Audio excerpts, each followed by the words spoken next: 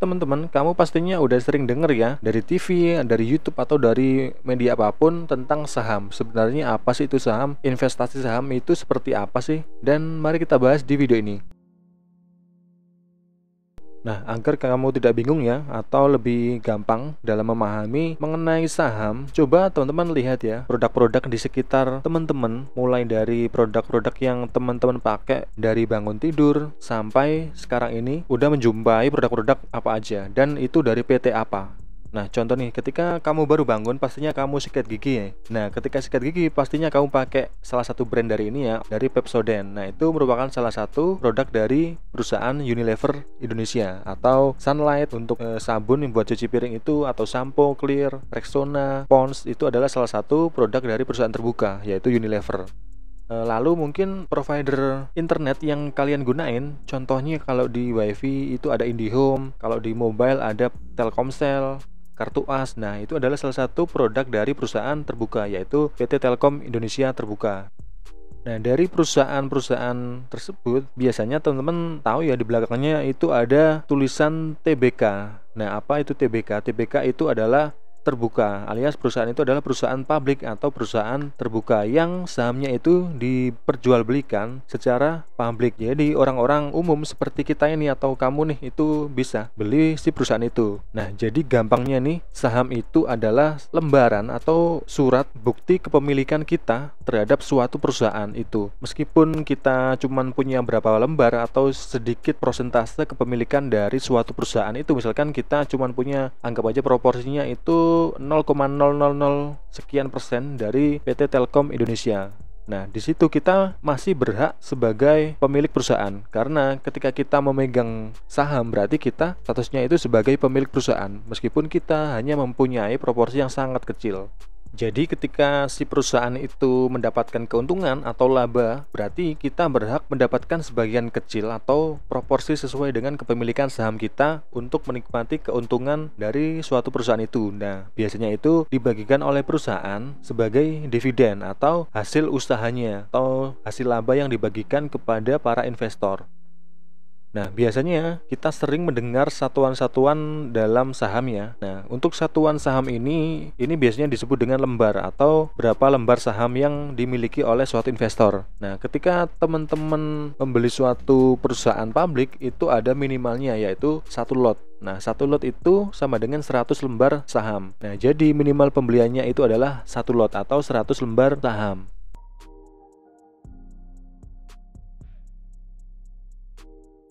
Nah, ini adalah salah satu contoh kasus lain ya, dengan analogi yang lebih sederhana. Nah, contohnya nih, ketika kamu punya temen nih, dan temen kamu itu mau jualan bakso nih. Nah, ketika mau jualan bakso itu, temen kamu membutuhkan modal sebesar 10 juta rupiah nih. Nah, teman kamu itu menawari opsi nih, yuk join sama aku nih, aku mau jualan bakso. Nah, kamu bisa tempatin modal kamu di ini usaha aku jualan bakso. Nah, kita bagi aja proporsinya 50-50. Nah, jadi kamu ditawarin sama temen kamu tuh ini paruh kepemilikan. Nah, tadi kan udah ketemu tuh butuh modalnya itu 10 juta. Jadi anggap aja 10 juta itu kita ibaratkan atau kita pecah menjadi 100 lembar.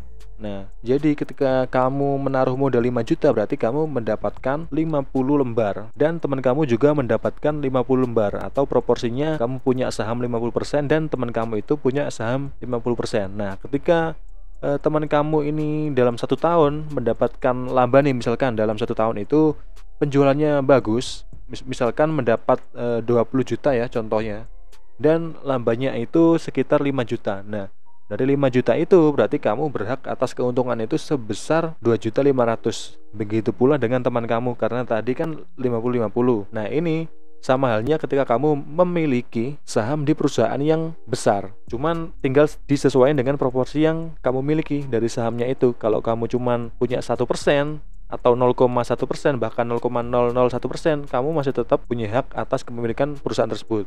Nah, begitu juga ketika perusahaan mengalami kerugian. Nah, biasanya harga dari saham itu akan turun karena dia mengalami kerugian.